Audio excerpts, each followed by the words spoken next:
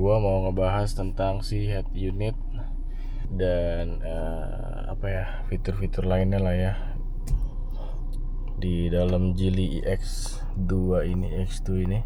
Pertama di sini itu ada tampilan kilometer, baterai, sisa range, terus keterangan parking brake. Nanti di sini juga kalau adasnya on dia akan muncul. Pintunya kurang rapet. Memang nih di Geely X2 ini pintunya emang harus agak banting ya.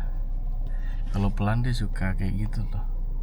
Nah di sebelah kanan ini ada keterangan current trip, driving duration, average speed, sama odometer. Nah ini untuk mengubah tampilan di sebelah kanan ini, caranya itu dengan tahan beberapa detik sampai dia muncul.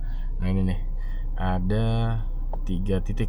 Nah ini bisa digeser nih dengan pencet tombol ini kan. Kalau kita geser, nah ini kalau kita klik dia akan geser. Mana tadi tuh? Sorry. Nah ini kalau kita geser, nah ini jadi multimedia information gitu ya. Satu lagi kalau di sorry kelamaan. Satu lagi itu, nah ini average power consumption-nya. Itu aja sih tampilan di sini. Nah sekarang kita ke head unitnya. Tampilan utamanya di depan ini ada Apple CarPlay, Android Auto, Kibla Finder, external power supply ini buat ngecek sisa baterai dan range. Terus segala setting untuk ngatur ini nih, ini untuk berapa ampere ya limitnya. Terus ini untuk V2L nih. Nah ini untuk membatasin si V2L nya mau sampai berapa persen dia habis maksimum. Jadi nahan 20%, V2L nya akan mati.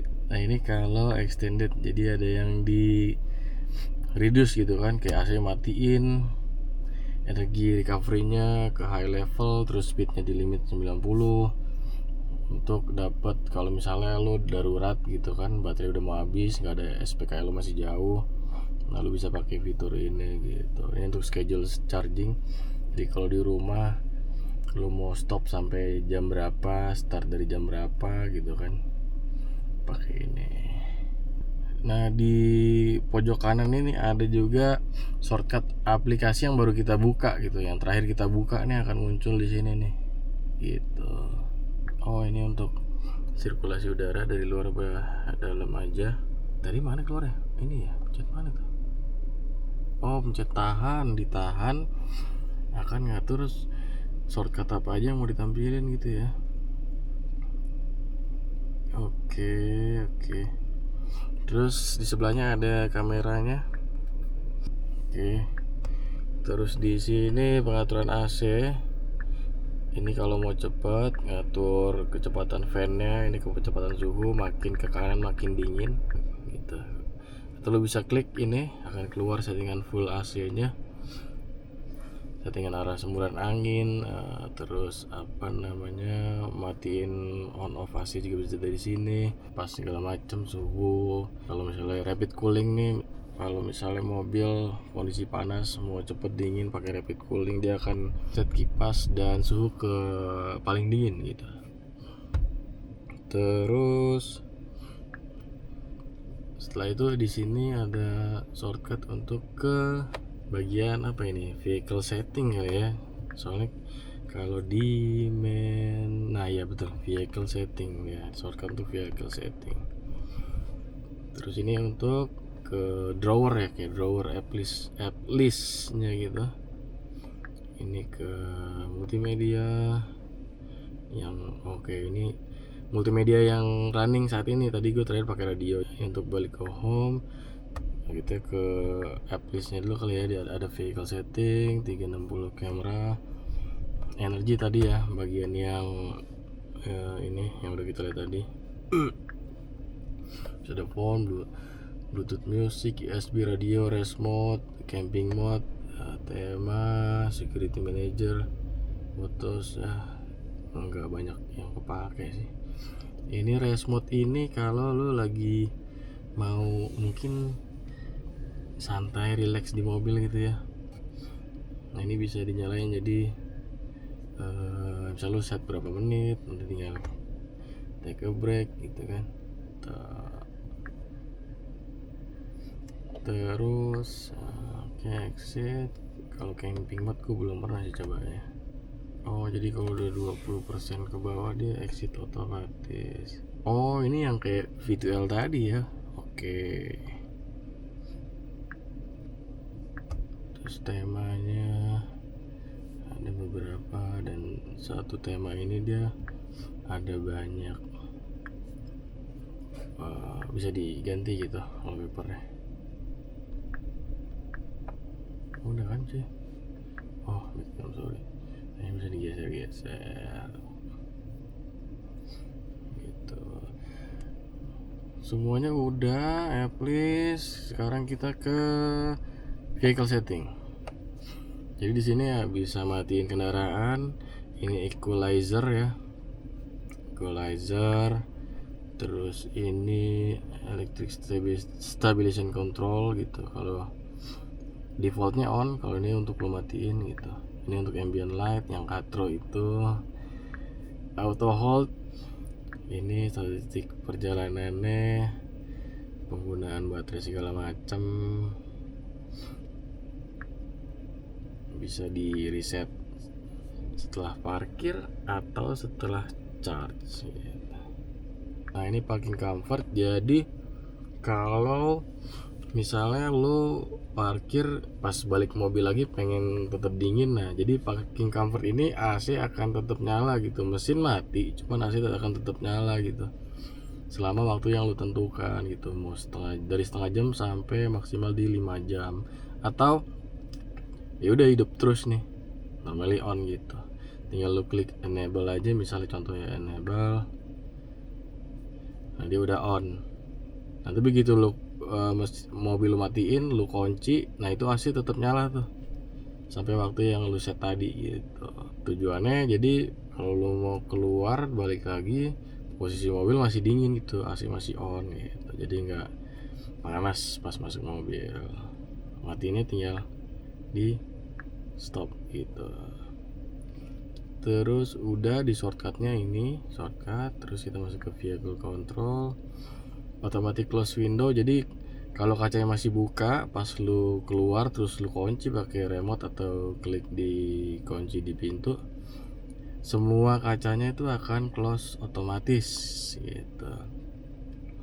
Nah ini untuk memperlambat si wiper pada saat lu mau parkir. Misalnya lagi hujan deras kan lu biasanya set yang speed tinggi. Nah buat parkir kan agak ribet tuh kalau speednya tinggi nih, otomatis nggak baca kalau lu mau parkir gitu.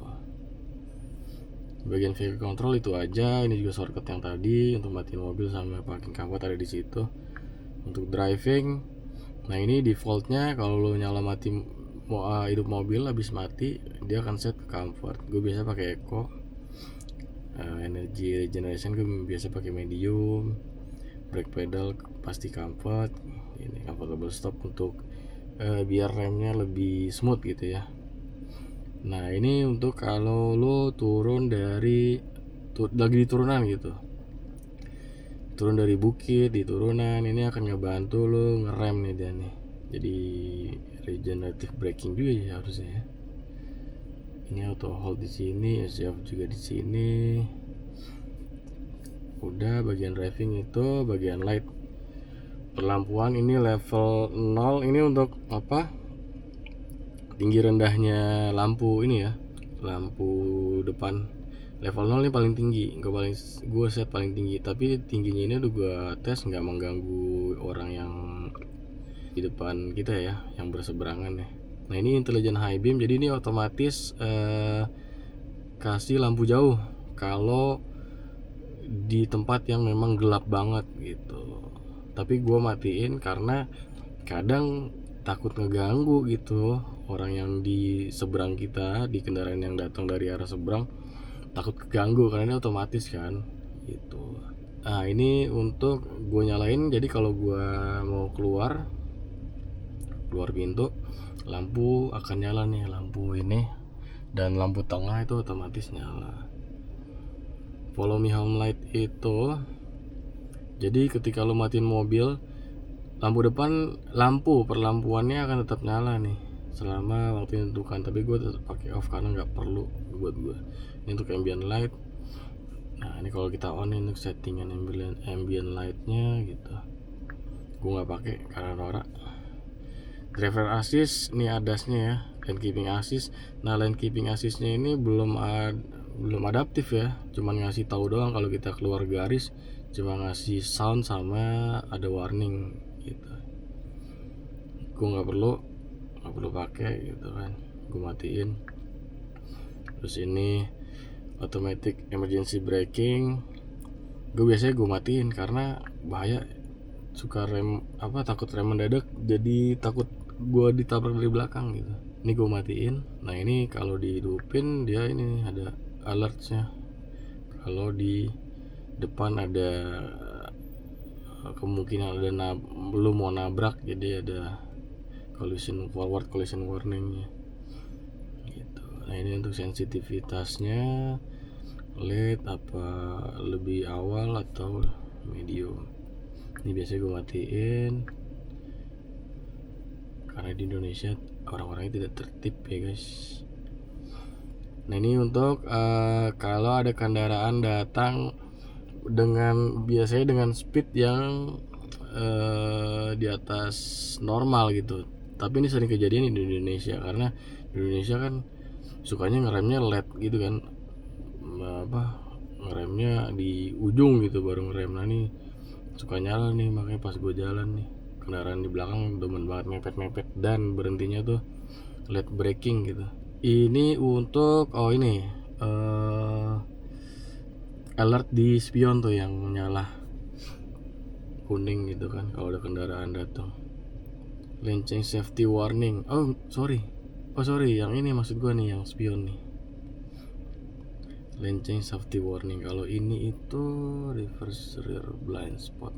Jadi kalau ada blind spot di belakang berarti ya. Terus ini yang tadi suaranya, ini alertnya, ini suaranya itu. Terus nah ini kalau lu misalnya lagi stop, kendaraan di depan lu udah jalan, lu misalnya lagi meleng, lagi main handphone atau lagi bengong gitu, nah dia akan bunyi ngasih alert kalau kendaraan depan udah jalan gitu. Ini kepake banget karena gue kadang di lampu merah suka ini ya, ke distract gitu. Nah ini untuk speed limit biasanya gue matiin, boleh lah di onin kayaknya ya, tapi gak usah pakai sound lah. Nah ini untuk traffic sign recognition, jadi nanti traffic signnya akan muncul nih di sini nih. Jadi misalnya ada dilarang parkir, dilarang berhenti, dia muncul. Itu aja. Terus ke display, dark mode, auto, brightness, setting bahasa, setting waktu. Ini range-nya mau dynamic apa standar. Standar itu ya memang baterai dengan range-nya ya sesuai standar pabrik gitu. Kalau dynamic ini menyesuaikan cara berkendara lo gitu. Biasanya akan lebih range-nya lebih pendek gitu, lebih boros. Nah, display itu di sound tadi ini untuk ngatur si equalizer, ini tingkat kekerasan suara dari misalnya media, navigasi segala macam. Ini untuk bunyi klik tuh ya. Ini suara kalau lu kunci mobil nih suaranya nih. Kalau gue pakai yang ini, nah itu dari luar akan keluar suara gitu. Apalagi coba.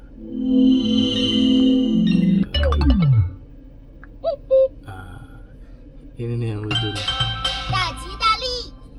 Tapi gue biasa pakai yang ini. Nah ini AVAS, jadi kalau di bawah dari 0 sampai 30 km per jam, di dalam itu akan bunyi itu suaranya gitu. Tapi nggak akan sekencang ini ya. dia akan jadi back sound aja gitu. Kalau gue pakai yang ini, sebenarnya pengennya di off, cuman nggak ada pilihan off gitu. Ini untuk Bluetooth, setting Bluetooth on atau off, my vehicle, nama kendaraan lo. Nah ini untuk kalau misalnya lo mau cuci mobil, ini lo harus onin nih. Nah ini wipernya akan naik nih, enable. Nah karena nggak tahu bisa manual atau enggak, tapi gue takut rusak motor kalau manual, kalaupun bisa gitu ya. Nah setelah cuci mobil beres, lo klik lagi nih, nah dia akan balik gitu. Nah ini pengingat servis berapa hari lagi lo harus servis. Servis pertama itu di 20.000 kilo atau 1 tahun. Trail mode ini kalau lo mau parkir paralel, ini pakai ini nih. Cara hidupinnya, lu klik tadi enable. Nah itu udah tuh trail mode tuh. Nah tuh di jalan tuh dia tuh. Matiin. P lagi. Udah otomatis ke P. Ini untuk reset TPMS ya. Terus udah sih gitu aja.